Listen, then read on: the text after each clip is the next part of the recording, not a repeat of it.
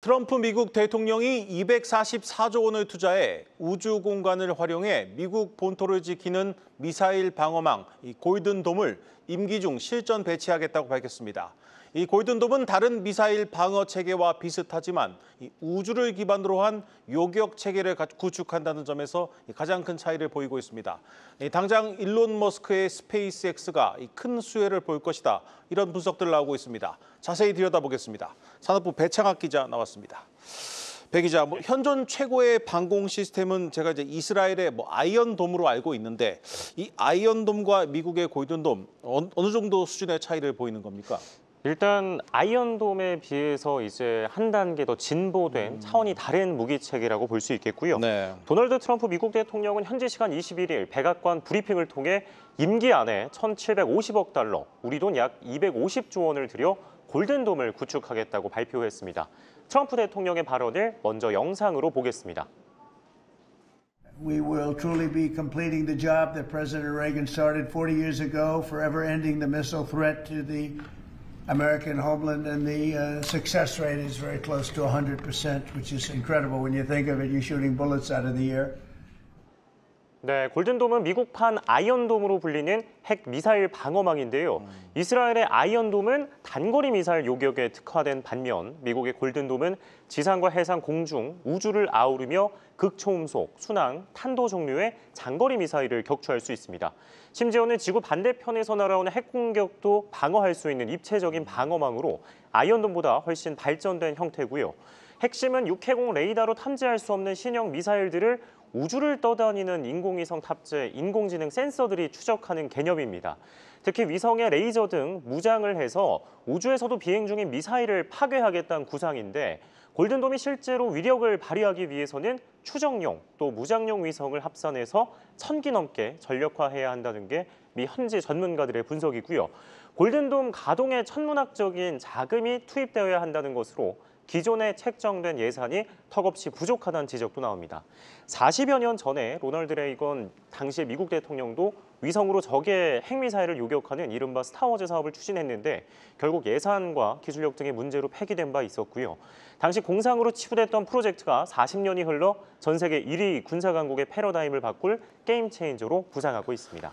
미국이 이제 본토를 지키기 위해서 천문학적인 돈을 쓰기로 한 건데 글로벌 방산 시장에도 큰 변화가 예상됩니다. 자, 이 골든돔을 구축하려면 적외도 위성이나 우주 관련 시설이 좀 많이 필요하다고 제가 들었는데 당장 제가 이제 스페이스X를 떠올릴 수밖에 없습니다. 네, 맞습니다. 일단 대통령 특별 고문으로 활동 중인 일론 머스크의 스페이스X가 골든돔 프로젝트에 수주를 할 가능성이 가장 커 보이고요. 네. 실제로 스페이스X, 팔란티어 같은 실리콘밸리 기반의 방산 기업들이 미 국방부와 골든돔 사업의 협력 방안을 논의 중으로 지난달에는 사업 입찰에 참여하기도 했습니다. 미 현지 매체들의 보도에 따르면 미 국방부는 스페이스X와의 협업에 무게를 두고 있는데요.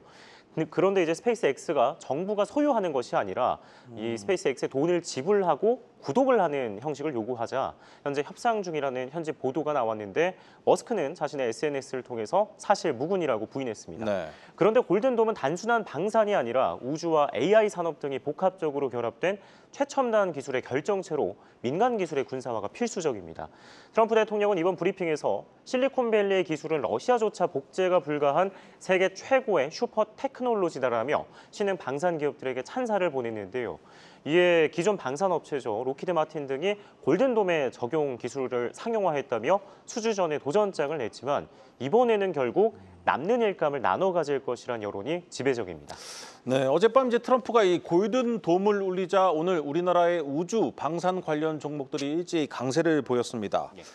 물론 우리가 이제 군사적 동맹이라 좀 기대를 할 수 있겠습니다만, 자, 미국이 차세대 이 방공망 구축을 하는데 다른 나라 장비나 기업 참여하게 하겠습니까?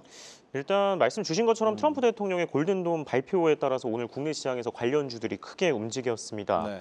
일단 우주와 방산을 주력으로 하는 한화 에어로스페이스, 또 한화 에어로의 자회사로 우리 군의 위성 사업을 추진 중인 한화 시스템, 세트레가이와 AP 위성 등의 주가가 뛰었는데요.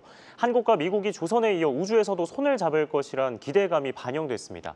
하지만 한미는 글로벌 대공망 시장에서는 서로 경쟁하는 관계입니다. 네. LIG 넥스원의 한국판 사드인 천공 시리즈, 한화 시스템은 고성능 레이더와 전자광학 위성 등을 만들었는데요.